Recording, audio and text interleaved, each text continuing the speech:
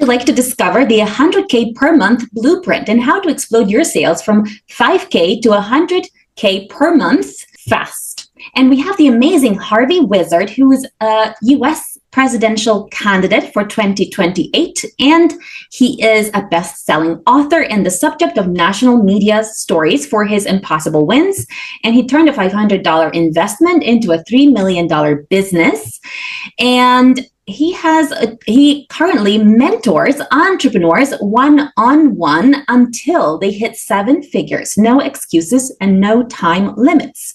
So Harvey, tell me more about the 100K per month blueprint, and we're talking dollars, not pesos, and how can anyone explode their sales from $5,000 to $100,000 per month. Tell us how someone can start doing that. Welcome to Awakened Titans podcast with Lily Patrascu. Mind-blowing conversations with influential business titans sharing how you can manifest abundance, love, joy, success through quantum awakening, quantum manifestation, quantum healing, quantum miracles, exponential business growth, and innovative products and services. Well, the first thing is to make sure you have an offer that's explodable in the first place. One of the main things that I do with clients is evaluate whether their offer is actually market worthy, whether this is the kind of offer that's going to be able to draw to it enough clients to be able to make $100,000 a month. And that actually is where most people go wrong right at the beginning, that they haven't actually differentiated their offer or made their offer better than similar offers, or targeted a niche that nobody else is targeting. And one of the things that I require to work with someone is that they have an offer that is at least making $5,000 a month, and then we have to see how that's happening. But if you've at least market tested your offer, that there's a certain level of acceptance that you've proved, then it's really a matter of doing things like lowering lead cost, finding a better offer, and just marketing in a better way. Differentiation, creating an actual brand. Sometimes it's a matter of moving from in-person to online, or it's a matter of changing the way the product is presented. And so fundamentally, it's a matter of creating a system that proves that for X amount in, whether that's time or money in, you can depend upon getting X amount back. And a lot of that depends on whether or not you can lower your lead costs. That's a lot of what I do. For my own current businesses, I'm getting lead costs of 86 cents where other people are paying $10. And getting there is a matter of having an offer presented in a way that's actually different from what everybody else is doing. Thank you. Go ahead. How does someone go from a $10 per lead ad cost to 86 cents? Because I've run ads before on Facebook, and I can say that, $10 seems like an accurate amount. 86 cents, not so much. And so I'm wondering is that because you're using AI in order to optimize the conversions, or are you using any other tricks that you can share? Yeah, the trick is just to do something that nobody else is willing to do.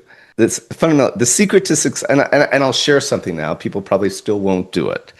But the secret to success is always doing things other people can't, won't, or are too afraid to do. And there's a lot of room for growth among the things that other people are too afraid to do. So here is fundamentally how the principle I used in my new business. I'm not going to say exactly what I did, because in the years when I figured out how to beat the Google AdWords algorithm, which is a similar kind of thing, and so it's really the same principle used in two different ways. And people used to ask me, I was saying I'm making $2 million a year on the internet. What's your website? And I would say, well, I could tell you, but then I'd have to kill you. And the reason is that the thing that was so fascinating was the site I was using looked very ugly. You hear a lot of talk about ugly sites. This looked like a piece of crap. So no one, which made it even better because it's kind of hiding in plain sight. This is the funnel that's making this guy a multimillionaire, but no one would ever think so. And of course, if I ever mentioned that, yes, this was the site, then people would have reason to come and reverse engineer it. So that's why we have to be a little bit careful. But fundamentally, what was the principle? Offering coaching until a result is reached, and either that you'll give the money back or that you'll work forever until the goal is reached. And that's what everybody's afraid to do. And I know that because that was how I had the opportunity to meet John Katzman, who's kind of in the space of tutoring, college preparation. The Princeton Review and Kaplan, these are the two leaders in the space, right? And the reason that I ended up getting to meet John Katzman was because he could not understand how I could be offering unlimited SAT tutoring until you get basically near a perfect score for a package price. And that's how I got to meet him. He's like, how you doing it? And the first thing was I had an actual system, and that's how these things have to work. You have to have done it yourself, had enough other people do it to know that you have built a perfect system or a perfect roadmap to get people there. And then before anybody pays money, we both agree, like with the SAT, for instance, the thing was, I will get your kid to a 1530 SAT regardless of where they're starting from. I need at least a year to do it. Number one, your kid agrees to practice every day for 30 minutes and log it in. Parents say, mm-hmm. Number two, you show up for a lesson with me every time you complete a test, which will happen naturally if you're doing practice every day. And you have to have the rules memorized 100%. And you have to have these 2,500 vocabulary words memorized by the end of all this. And you have to be willing to retake the test 6 times. And then I can guarantee it. And of course, you have to do your things. See how this works? Everybody's too afraid to do it because they're so worried about overutilization. But if you employ common sense, guidelines, it's just like you go into an all-you-can-eat, and they'll say things like you have to finish your plate before you can get the next one. There are steps against overutilization because if you can do that, you can completely remove the risk for the buyer in ways that nobody else is doing. And that was fundamentally how I'm getting 86 cents because I provided a better user offer fundamentally. But it's a matter of looking at whatever you're doing and finding ways to create the offer, because that's right. If you create the offer and you present it in a way that gets people excited, then people are going to click more frequently. And sometimes it can be a crazy thing. If you know about YouTube advertising, you're generally aiming for a nickel a view on YouTube for whatever you're advertising. And so it was interesting that I was getting 10 cents. I was getting 20 times better. So like 1/10 of a cent. Anyway, I beat it by 20 because of my offer. I was offering a comedy show, a free comedy show. And at the end of the show, if you show up, I guarantee you a $50 an hour remote job working in a presidential campaign. And for very little money, I filled the place and made $15,000 selling 3 people my $5,000 unlimited coaching offer. Not a bad deal for a comedian, huh? So yes, that I just gave you the secret. Okay. Working with me just means you get my ideas. So tell us. Go ahead. 3 case studies of entrepreneurs you've worked with who have managed to jump, to increase their sales from 5K to 100K per month, or from whatever, amount they were making to 100K per month. And tell us more about what they did and the kind of changes that you implemented for them or that you advised them to implement so they can make this happen. Sure. Right. So, and again, sometimes it's lead cost. It's lead cost. It's a better offer. And sometimes there are things you didn't even realize that by changing, you suddenly become more profitable. Right. So, because again, it's not, I'm really aiming for $100,000 profit a month. That's really what the aim is. Okay. So this was someone who was who's just getting ready to launch an interior design business. And part of her plan was renting an office space. And this was actually a number of years ago.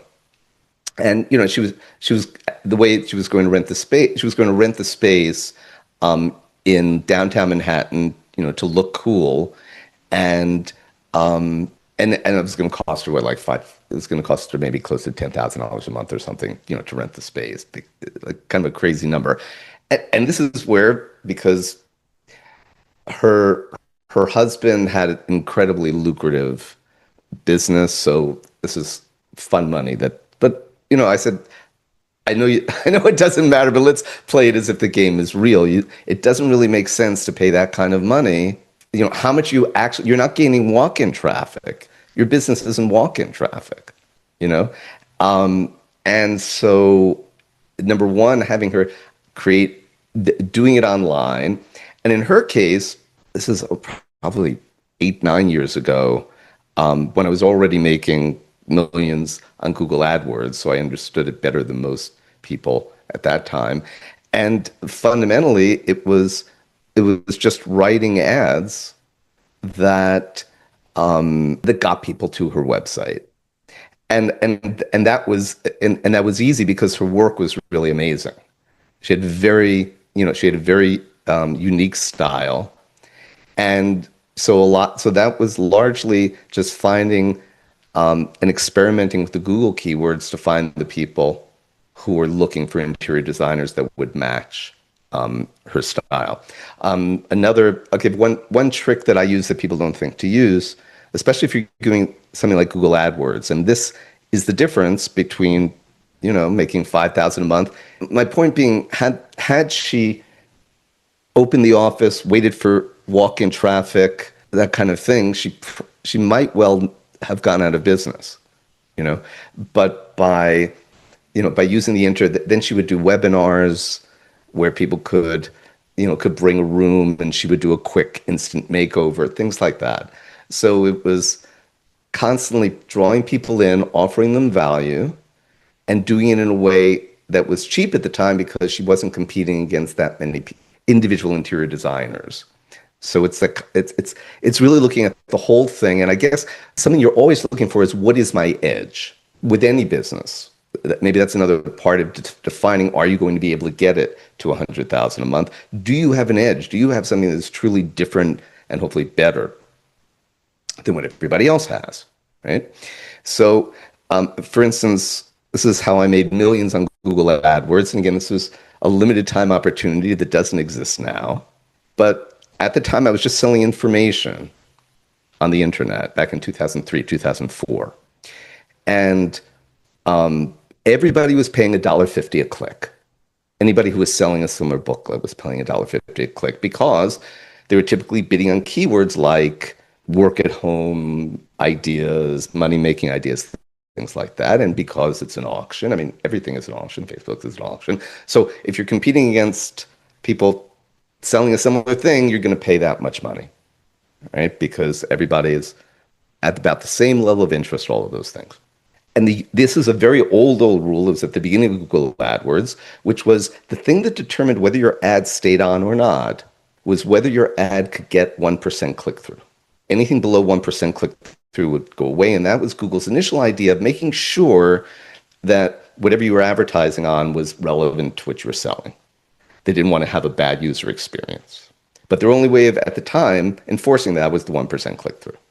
And I started, and this is a good thing to remember for everybody, because it's also how I was selling those, how I sold my stand-up comedy. That it was actually stand-up comedy in English in Lima, Peru, and I sold out, okay? I paid $15,000. So, and how do you do these things? I think it was because realizing people, if I offer a $50 an hour remote job, which is real, and it's another program that I have through my defundtrump.net program. I have a program to defund Trump and actually do something about it, right? I mean, everybody's just complaining. I'm like, if we can actually pull money out of his pocket by making sure that his licensee, that the properties who are paying for his license find it no longer profitable for their business. I'll tell you how I'm going to do that later. But anyway, if you have this amazing offer, you offer people money, it's amazing how they respond. So what I said was, I bet I can get 1% click through if I can just tie money into whatever the keyword is. So my basic format was, let's say you're looking for green paint. I would target keywords no one would think to bid on, like colors or first names, broad. So you'd get like 1 million views a day, right? For nothing, because no one was bidding on it. And then I would have an ad that said, looking for green, make $300 in the next 10 minutes, something like that. And that was enough to get 1% of people looking for anything green to click through. And then the big day was when I said, why don't I try state abbreviations? Go super, super, super broad. So if your search term contained any state abbreviation, so it could be you're looking for a haircut in Austin, Texas, or it could be, best restaurant in Cranberry, New Jersey. So you see how wide this was. Anything like that, you see my ad that says, make $300 in 10 minutes in NJ. As a result, I paid a nickel a click. Excuse me. And made millions. So it was because I came up with my own edge. My edge was that I figured out how to use a keyword that nobody else did. That was another case study of an entrepreneur you've helped to implement something different in their business that took them from 5K to 100K, or let's say whatever amount they were making to 100K per month. And what measure did you implement to help them do this? Well, the first thing, here's an easy thing to do. Most of this is just by testing things with Facebook ads. I mean, I'll use that because if your idea has traction, you're going to see which ideas have traction one against the other. And this is where you use AI, because you tell AI what your business is. And this is what people don't realize. You have to ask AI directly for certain things in order to get it. So you would have to, after giving your idea, say to AI, I'm looking for something that would differentiate me. What are the areas where I could get some differentiation? And that's going to start, it's going to start helping you. And yeah, truly, if this is what you're aiming for, that you're aiming for something that's going to stand out, that's going to differentiate, that's going to be better than what everybody else does. And as an example, what I'm saying is true differentiation, offer something that nobody else in your industry would have the guts to do, but have a way. That's what you have to come up with, a way to do things that nobody else in your industry is doing. And that's what you're getting paid for. The money doesn't just come, it generally comes by finding, it's like the gold rush, right? It's like everybody's looking for gold, which is the idea that's actually gold. And the way you find out is you ask ChatGPT how to differentiate. It will tell you how to create the Facebook ad, and then you can run it as a lead ad and see what your lead cost is. What I'll usually do is say I want to spend $50. In most cases, I will shut it off after I've spent 10 or 12, because I haven't gotten a couple leads by $10 or $12 worth. It's not a winner. And this is a way of figuring out what your whole approach could be, spending very little money and not doing anything until you find a winner. And a lot of this is having the patience to wait for a winner. It's just like people who talk about investing in stocks, how they're very patient. And it's this patience and the persistence and just doing something over and over and over again. I'm just, because everybody can get a new skill. This is a skill that I didn't have that I now have. I wanted the skill of being able to create a YouTube and Instagram IG post, put it out there, and have it get at least 1,000 views that day. So the idea is then the return on my investment is it's a 5-minute upload for 1,000 views. Now you start competing yourself with Facebook. You say just through your own organic content, but same idea. You keep trying things and see what's working, and and then you go all in on what's working. Thank you. Can I ask you as well, because I think it's not just about having a really low lead cost. It's more about having a targeted lead that, is interested in what you have to offer and has the money to invest in what you have to offer and is ready and willing to invest in what you have to offer right now, and not so much in like 2 years, and not just inquiring for the sake of, oh yeah, maybe in 2 to 5 years I will do this. And also not undecided people who are going to look at 1,000 offers and finally choose yours if it's the cheapest, but targeted people who are interested, willing, able to invest in what you have, and at the same time, really great people. I mean, I don't know how you could possibly even find those kind of people in an ad. There are some ways to refine them, but from my experience with ads, I found that, for example, with Facebook ads, I was finding a lot of like hundreds of leads, but not so much qualified leads, not so much people who had the money to invest. A lot of really broke people that, had a lot of interest. And so I'm thinking that maybe where I was failing was targeting the wrong keyword. So tell me about, for example, for someone who's doing publishing, to helping people to become an author and to start speaking legally, and then to, become popular and start speaking at events. And what kind of keyword would you target to lower the lead cost, but at the same time to bring targeted leads? If you were to do this with ads, because I'm currently not doing that with ads anymore, because I find that people are elsewhere. And I am finding them, but I'm saying, let's say if I was to do ads again, where would I go? What would I do differently? Well, like I said, what is your offer? So it's a book publishing offer where people can become an author in 90 days, and then they would also have like a website for their book, and then start getting invited to speak at different events. And I would get them books to speak at different events globally. And from there, they would get into networks where they can present whatever it is that they want to sell, whether it's properties or investment projects or whatever it is. And I would also help them to introduce them to some key people that would, potentially buy their offers or invest in their projects. Okay. So fundamentally, what you're selling is connection, right? Well, I don't call it that. It's a book publishing and branding program, which will lead to that. Yes. Okay. Right. So, but if we get to the end, yes, looking for connection, and this is, like I said, this is where, I would challenge you, and it's a problem that everybody has that's selling what you're selling, which is, what guarantee do they have that they're actually going to get any money back? That's why I said what you're selling is connection, but what would actually guarantee, what would you be able to guarantee? And now we get into, do you want to know how I got somebody from Hearst fired for trying to sell me the same thing or not?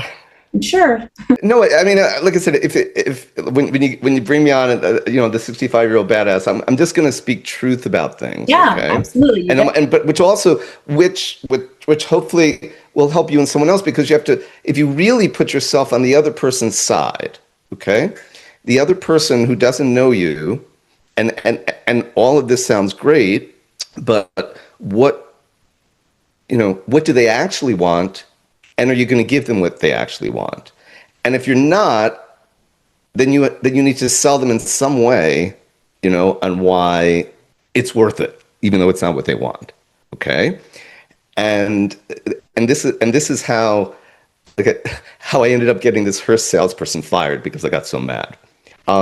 Because he was trying to sell me, he wanted to sell me a $3,000 Hearst ad, right? And it was going to be put in a very wealthy area, and that was nice. But again, I'm thinking I can ask Facebook just to show my ads in that area. So how are you beating them out? Why should I give this money to you? What are you doing? Where's your edge? What's better? And then they had a guarantee. And I'm saying you could use, and these guarantees obviously were working, because by the time Hearst is using it, I'm assuming it's been pretty battle tested and it works, but I will contend it's a scam. And here was their guarantee. The guarantee was for the $3,000, you're going to X, they call it, X number of readers, or they give you some number of people. But what would those people be required to do? Spend 30 seconds reading spend at least 30 seconds reading the article. No guarantee of click, no guarantee of sale. And then when you compare that to Facebook, where, as I said, I get to try for $20 at a time to see if it's even working. And here I'm just going to give $3,000. And I got upset because the numbers would have sounded very convincing to somebody who wasn't sophisticated enough and maybe done it as much as I did and understand what the different stages are. And like, oh yeah, getting someone to read your article for 30 seconds is like, that's real easy, but you got, compared. So I said, and it's a scam. And I said, I'm going to let everybody know what a scam it is. And he got so mad that he left a message on my voicemail. I guess people do stupid things when they get emotional, where in addition to cursing me out, he said that he was going to tell the whole world I was a pedophile to crash my tutoring business. But he left it on my voicemail. Not very smart.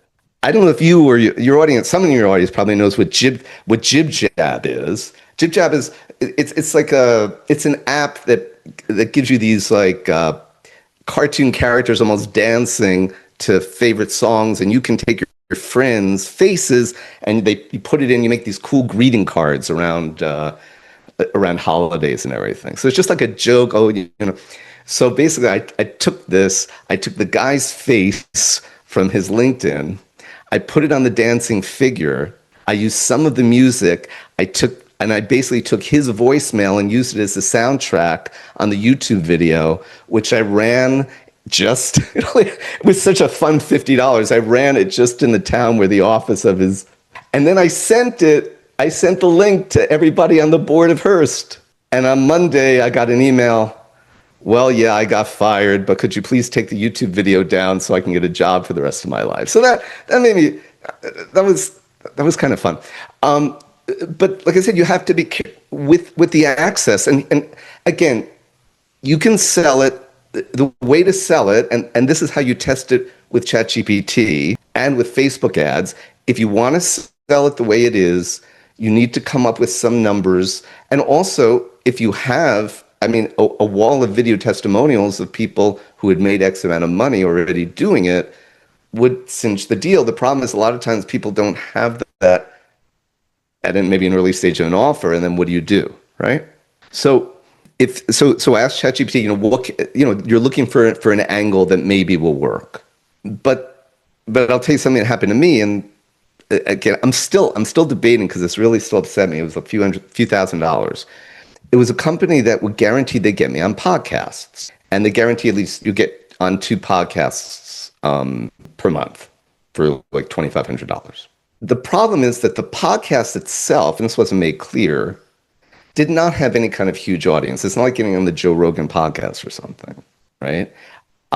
It's the number of people who could possibly see you was so small that unless what you're offering was exactly targeted to that group, you weren't going to get anything. Now, what I learned in that month for me was that this is stupid, because what I was really getting from these podcasts, because they weren't very well known, was extra video content, just like I'm getting right now, and you're getting video content too, right? We're both getting video content. And that's valuable. But if I can set up my own podcast for free, then to get roughly the same value for me, because I never got a single sale from those podcasts. So I'm laying this all out to give you, what's in my mind is even a potential consumer of your product, that, and then the key would be figuring out something that you could guarantee. And I don't know if that's possible, because that would require maybe some kind of agreement maybe with the people who are going to be attending that something happens, or it could be your own experience maybe. In other words, if you know 2 or 3 people, I got it.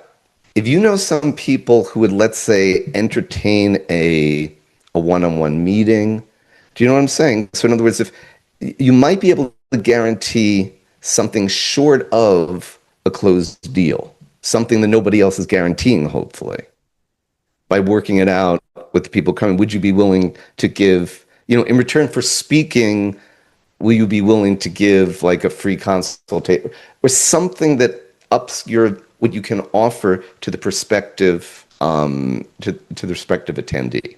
Does that make sense?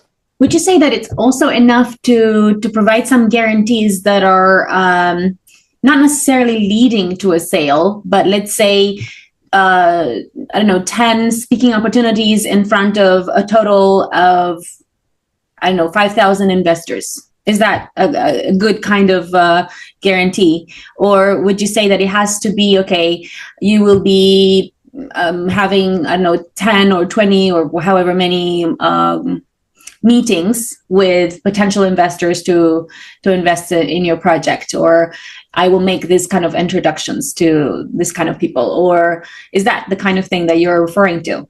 Yeah, I think it is that kind of thing. It's funny, I consider myself a pretty savvy consumer. Yeah. And I paid $20,000 to someone that I met in a marketing group. And it was because they were very specific about what they would do, which is that they had access to a VIP room and they were going to personally introduce me to everybody in the room. And I had just built a website for her for free, right? And I was organizing a bunch of stuff for her for free, which I was doing anyway, with the idea that I was going to do this one project for free, and then we would do a larger project for pay later. And that's why I never really thought she would screw me. And she was very specific about, you're going to be in this room, and these are people making between this much money and this much money. And the main thing was, these are people that she claimed that she had a personal connection with. And she was going to be introducing, I couldn't attend, but it was one of my colleagues.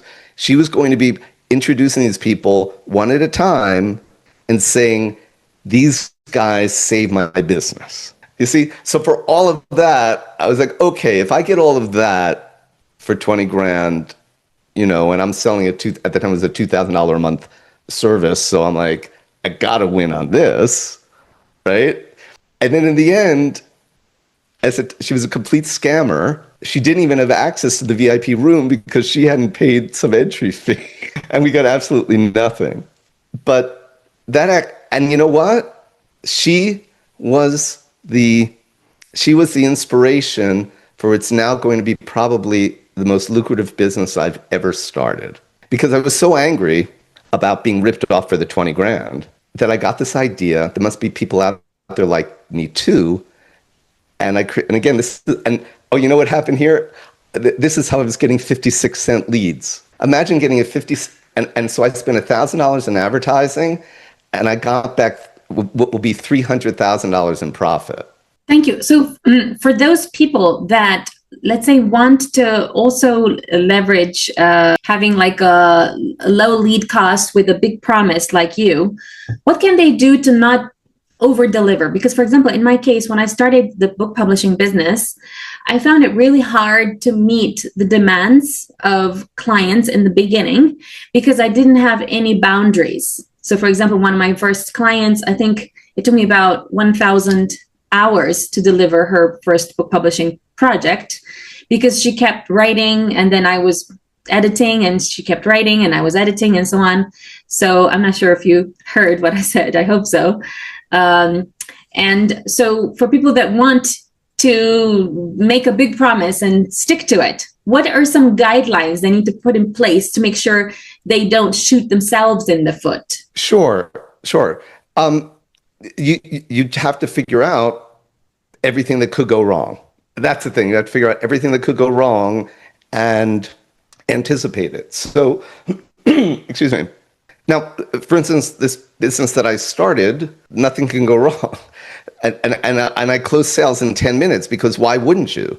You've been trying to get this money for all of this time. Nobody's helping you. You have no other option. And suddenly someone comes in and says, just sign this contract, give me 15%. You owe me nothing if you get nothing, which is what you've been getting all along.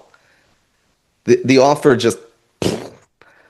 And interestingly, when I cleared all this, and all of the copy for this whole thing was written by ChatGPT, by the way. So, for somebody who's looking, the exact question that you asked me is the question that you asked ChatGPT. I want to do this offer. because we'll tell you, what are the risks? How do I mitigate the risks? I don't know, maybe it's funny. I've asked ChatGPT whether other people use it the way I do, and supposedly almost nobody, which means everybody has this opportunity. If you actually see ChatGPT as a marketing consultant, and you can have these conversations with it. For instance, in terms of marketing, it's just like having a third person who's really smart. I've been working with my wife, who's a relationship coach, and I gave her the idea of, why don't you offer not getting married, but find true love for $5,000, or I'll work for free until you do. And she was scared of the offer, as most people might be, until we actually worked it out that she's a doctor of psychology. She has a lot of these very specific things going on. And I was like, well, if you can quantify where they are when they start, and then you quantify where they want to go and where you're guaranteeing they're going to get for $5,000, and you come up with very specific things like, if I could do this, if I could do this, if I could do this, right? So now we have a way of knowing if they reached it or not in an objective way. But then again, there's things that the client has to do, right? That they have to do all homework within the agreed upon time limit, things like that. And people will agree to these things up front, because most people are not honest about how bad they are at following through. So if you know that, and it's really just, you have to break down what you're doing, what you're offering, and have ChatGPT go over it with you. I mean, the funny thing, I do so many things that are right on the edge, and that's why they're powerful. Right on the edge of the legal line, like just a little bit over, I'd be illegal. And I have ChatGPT review all of my content that way. I mean, I can even say to ChatGPT, I want you to make this as aggressive as it absolutely possibly can be, as long as it doesn't go criminal. But from wherever you are, you want to give all the information to ChatGPT, ask it to find the loopholes. And if you haven't found one, that's when you call Harvey Wizard. because fundamentally, the thing with ChatGPT, and I've discovered myself, and I asked it this, because I had been going back and forth with ChatGPT, and then finally, I came up with the solution, and then said, well, why didn't you give me the solution? And it was because, well, you didn't ask the right question. Interesting. That is very funny. So let's say that you put some boundaries in place, that let's say the clients have to do X and Y in order to qualify for this offer. What do you do in case that, let's say, they don't meet the certain criteria? Let's say that they promised to do this, I don't know, homework or work or whatever it is, and they didn't do that part. Does that mean that lets you off the hook of delivering the actual promise? Right, exactly. It lets you off the hook. It's not going to be pleasant at the end of this. But let me give you an example, because this happened with my SAT business. And again, this was a guarantee that no one is ever matching. I have a thing against Mark Cuban because I'm prep expert. It specifically says we have the best guarantee in the world. And I'm like, no, you don't. I do.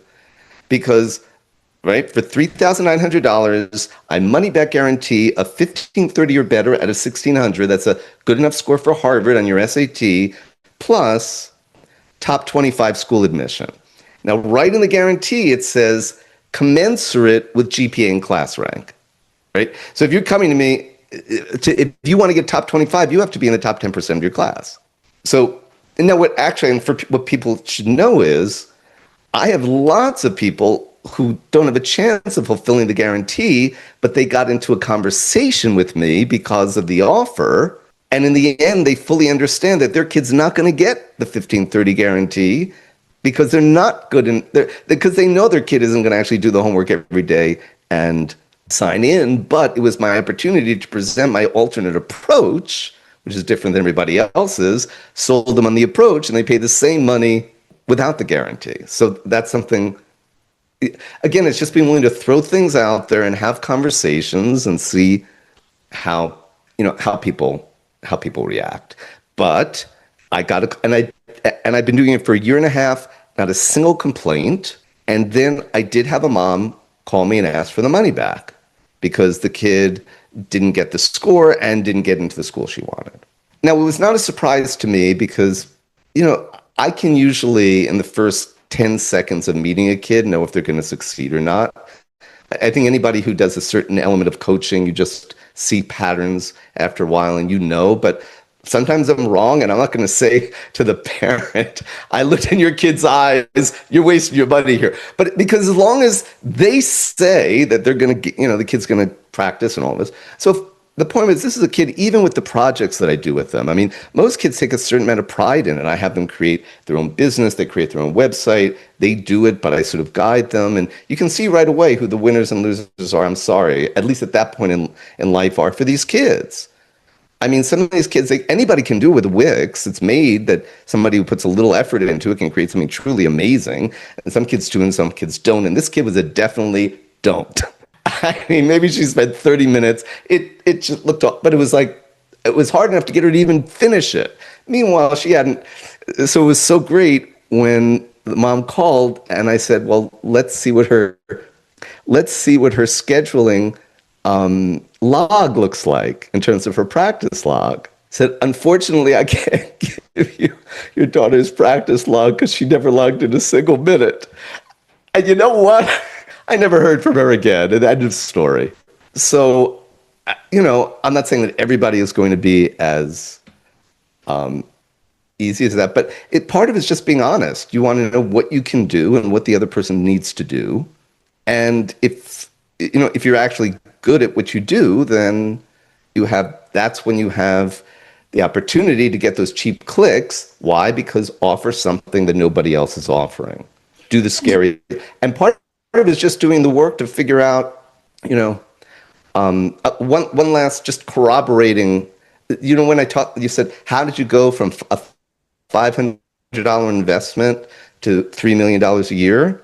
And here's another situation doing something scary nobody else is willing to do. And also something a little smarter than everybody else. So we're offering pregnancy massage to pregnant women. We have a great location on the Upper East Side of Manhattan. So good, we starting a business for pregnant women on a third floor walk-up. But there was nobody on the Upper East Side, the rich area of Manhattan, offering that kind of massage at that point. And I remember one woman, multimillionaire, she would have her driver, she had a limo and a driver who would leave her in front of our building, wait for her while she went up the 3 flights, and she would, right, because it was so good. So how do you get the word out there? Well, this is before the internet. How do you do it? We'd go where the pregnant women are in the OBGYN's offices. But in Manhattan, you couldn't get, as I discovered because I tried, you couldn't get a meeting with an OBGYN.